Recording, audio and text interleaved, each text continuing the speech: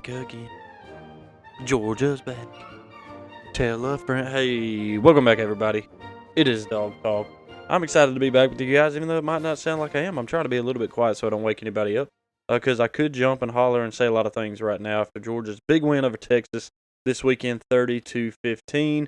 I'll dive a little bit into the stats. I'm not going to dive too far into it. Really just kind of talk about this game and how exciting it was to get to see Georgia back on the field and in a much better way this week than the little bit that I had seen the week previous. Again, never did finish watching that game from the week previous.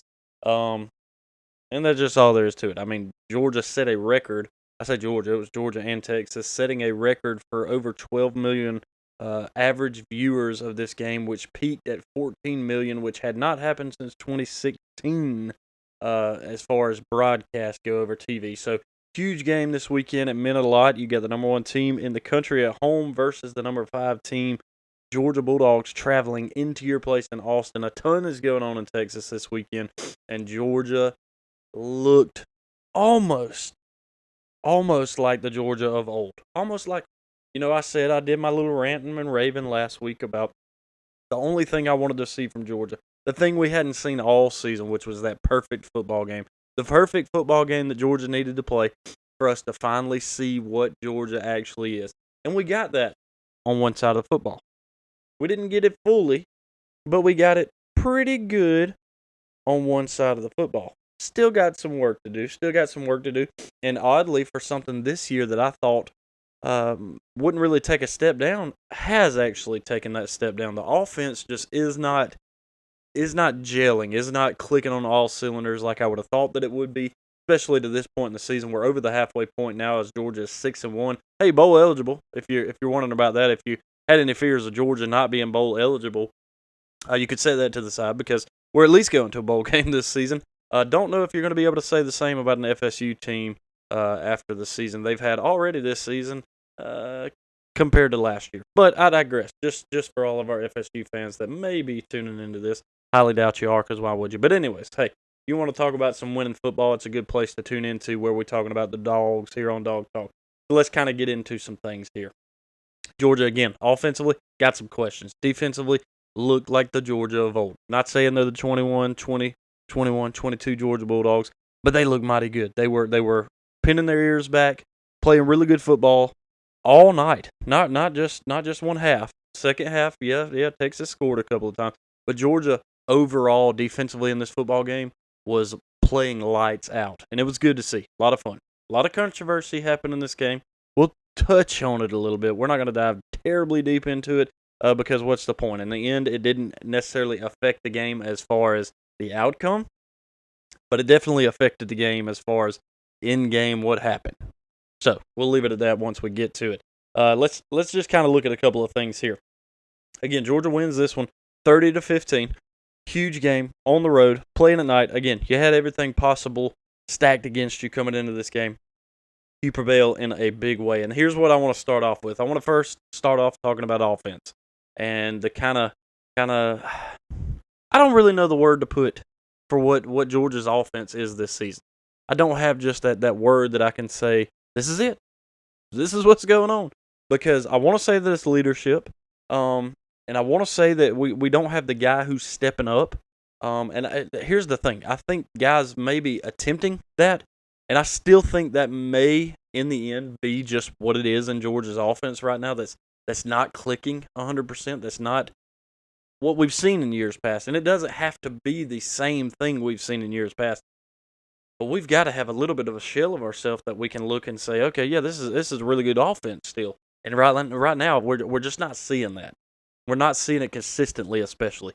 We've got a lot of drops that are happening. Some of these drops and tip balls are turning into interceptions, which is not all Carson Beck's fault. And then there are some reads that Carson is throwing that are his fault. And a lot of this has to be cleaned up. And Carson even said that after the game. He said, I've got to play better. I've got to do better. His stat line, again, not beautiful in this game. 23 for 41, 3 interceptions. 3 interceptions in this football game. Again, one of those, tip drill off of Lawson Lucky's hands. They catch it, it's intercepted. A couple of the other ones, really good reads by the defense, made some plays happen. And then again, one of them very controversial. we'll just kind of leave that where it was. But he ends the night 175 yards. That's it. No touchdowns. No touchdowns through the air in this one. And if you would have told me, hey, Holden, before this game, Carson Beck's going to throw 3 interceptions, only going to throw for 175 yards, and he's not going to throw a single touchdown, Georgia's probably losing this football game by 3 touchdowns at least. If you just told me that stat alone. But you even if really, to be honest with you, you can add the other stat to it. Hey, by the way, you're only going to rush for 114 yards also in this football game. So take it for what you will. Technically, I guess they only rushed for 108 after you factor in the losses that came in there. If you told me that, Georgia, coming into this game, only going to get 175 yards through the air, no touchdowns, going to throw 3 interceptions. We're going to rush the ball 108 for 108 yards. And we'll get some touchdowns on the ground, but that's it. That's all you're going to see. Again, I think Georgia probably, in my mind, is losing this game by 3 touchdowns. That doesn't happen. Here's the thing that kind of blows my mind about what happened offensively in this football game. For Georgia to have all of that against it, coming into the game, and then all of that against it, just looking at paper, looking at the stats right here, you look at that and you say, if Georgia cleans that up, if Carson Beck doesn't make the mistakes, and again, not pinning it all on him, if some of these guys catch the football, if we just play more consistently offensively, and we execute better offensively, then what does this score look like? Is this all of a sudden a 45 to 15 Georgia thumping of a Texas team on the road at their house? Is that what this is? I don't know. Can't necessarily play that game because of the ifs and or buts. You guys know how I feel about that. But we clean things up offensively, and this defense plays consistently and also executes the way that they did in this football game that we're about to talk about here in just a minute. All of a sudden, you look and you say, hey, there's the Georgia of old. And I'm excited. I am excited coming into this because we saw half of our team back this week. Something we haven't seen all season. We haven't seen our defense tackle. We haven't seen our defense pin its ears back and really get to the quarterback and affect not one, but 2 quarterbacks, by the way. 2 of what I would consider to be probably some of the better quarterbacks in the SEC at least. They played a defense who finally came alive tonight, and it was the worst thing in the world for Texas and the best thing in the world for Georgia. So on one side of the ball, got to see what I wanted to see coming into this game. What I would consider to be almost a flawless football game and almost that perfect football game for Georgia defensively. So I was very, very excited about that. I want to tell you guys, and I just kind of want to read a few stats here. I'll go through some. Not going to bore you too much with them because, again, you guys can kind of go look at this. But I do at least want to point this out. This is how Texas's offense spit and sputtered throughout this game. Here's the drive. On all of Texas's drives in this game, here's how it went.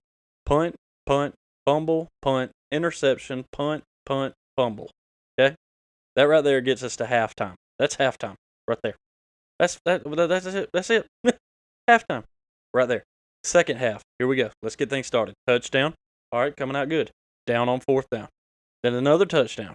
And then down on 4th, down on 4th, down on 4th. And that's how they end the game. The couple of touchdowns there. Again, they go for 2 on one of them, get it, make it in 15 by the end of it. So, when you look at that stat line, you all of a sudden go, oh, okay. Now, I see. That's how Georgia wins this football game. You have 3 turnovers on the ground just by quarterbacks alone. All 3 of the fumbles came by way of each quarterback. 2 of which came from Quinn Ewers, and then 1 came from Arch Manning getting in the game. Again, just the defense absolutely wreaking havoc. And then you also get an interception added on top of that. Something that I said before this game that Georgia's given them, and we did. Offensively, we did. Again, we threw 3 interceptions in this football game. Luckily, no fumbles. But in turn, we turned that around on defense, and we also got those turnovers. We forced multiple fumbles and picked them up, and then obviously getting the interception as well. So that led to a lot of things for Georgia. It led to really good field position multiple times in this football game because of it. And one of the interceptions for Texas late in this football game in the third quarter that was very controversial, but also a very moving point in this game, set Texas up for that second touchdown late in this football game, which helped them. That came by way right there, 5 minutes left in the third quarter after, again, the controversial call. Is it pass interference on the offense? Is it on the defense? They call it on the defense. Then, trash just hits the field. That's all there is to it. No other way to put it. And Then all of a sudden they take the call back. And then they say he got it wrong. It should have been offensive pass interference, but then they just picked it up altogether. What a mess. What a mess. Literally on the field and on the field. Yeah, I mean, either way that you look at it. It was a mess on the field either way you look at it, between the referees as well as that. Kirby had a lot to say about this after the game as well. Make sure you guys go and kind of listen to some of his post-game stuff on all of that. But nonetheless, this defense looked absolutely phenomenal on this. I do want to look at some of the stat lines for Texas as far as quarterbacks go, because this is also kind of going to tell a story there as well. Quinn Ewers, again, he played into the second quarter before getting benched because nothing was happening. Nothing was happening. He got sacked 5 times in this game, and then Arch Manning comes in, and he gets sacked 2 times in this game as well. Quinn did throw for 211 yards and 2 touchdowns. Again, those came by way of the third quarter. I wish I had the half-to-half stats to be able to read to you guys and talk about, because that was a big one. I think at the half, Texas only had like 39 total yards in this football game. So it was a big turnaround for them in the second half.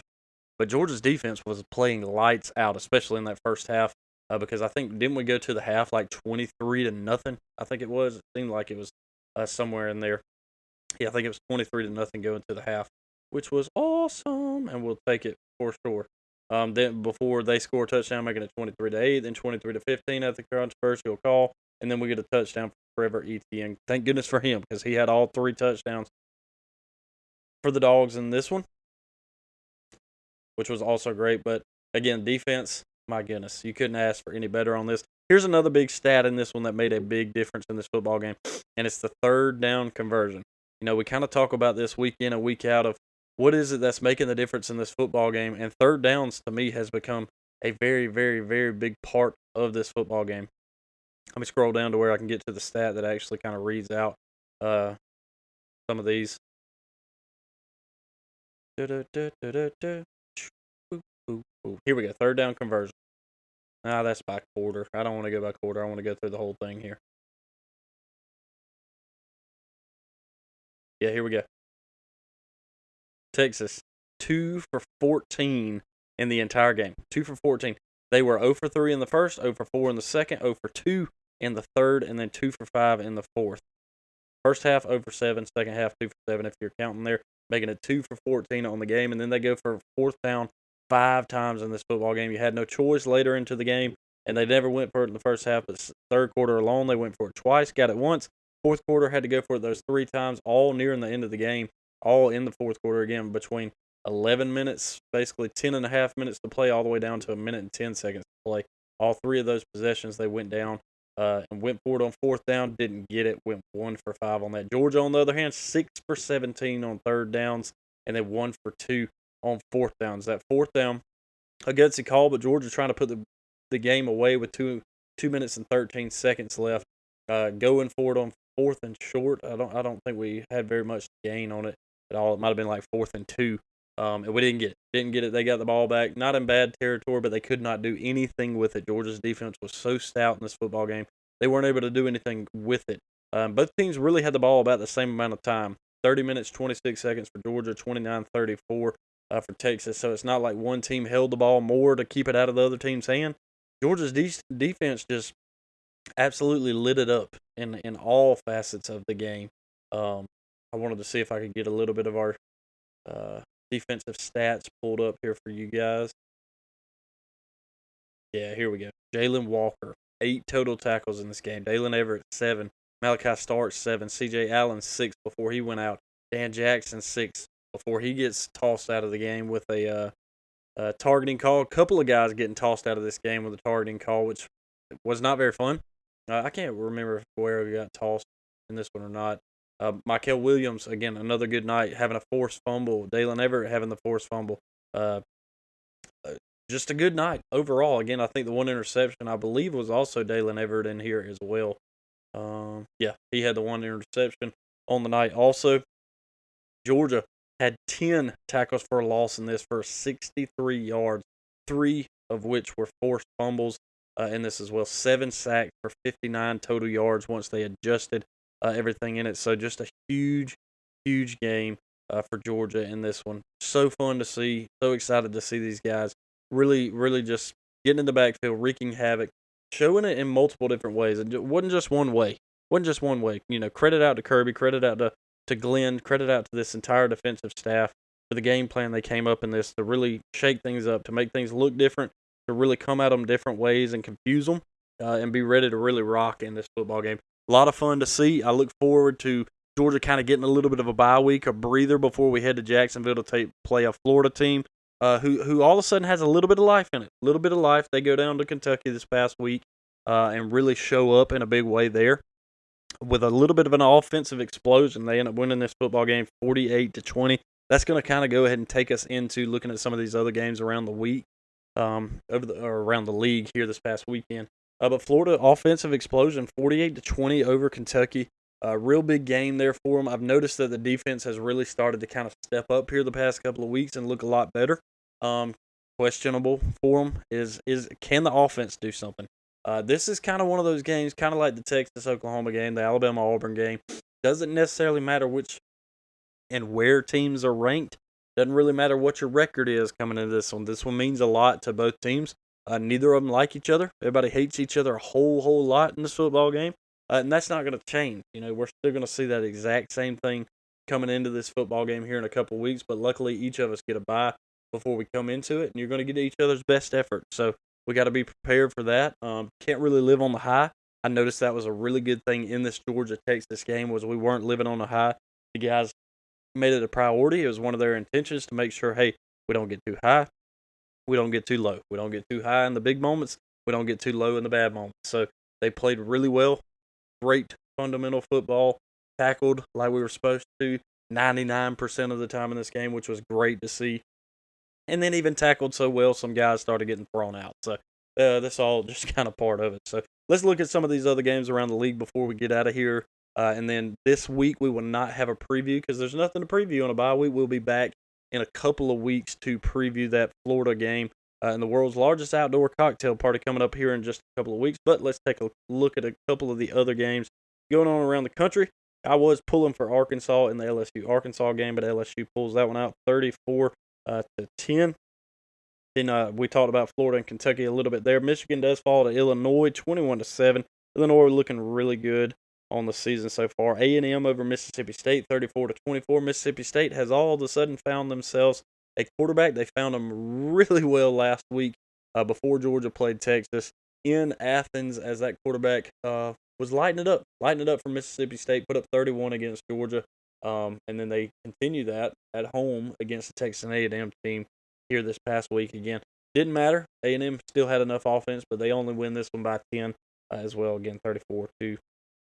One of the bigger upsets around the country, and I'm not going to call it an upset because I kind of felt like this one was coming. Tennessee winning for the second straight time at Knoxville, or in Knoxville, there at Neyland Stadium, 24-17 over at number 7 Alabama at the time. I didn't even think about running through the top 25. We might look at that here in just a minute, but Tennessee with another win there. That'll be a big game coming up here in a couple of weeks for Georgia at home against Tennessee when the time comes. Auburn had the win over Missouri and gave it up late in this one yet again, 21-17. Missouri over Auburn in this one. Unfortunately, Auburn just can't seem to get out of their own way when it comes to kind of having the lead in these games and then giving it up. Clemson does beat Virginia 48-31. Again, that just kind of makes Georgia look a little bit better in this one.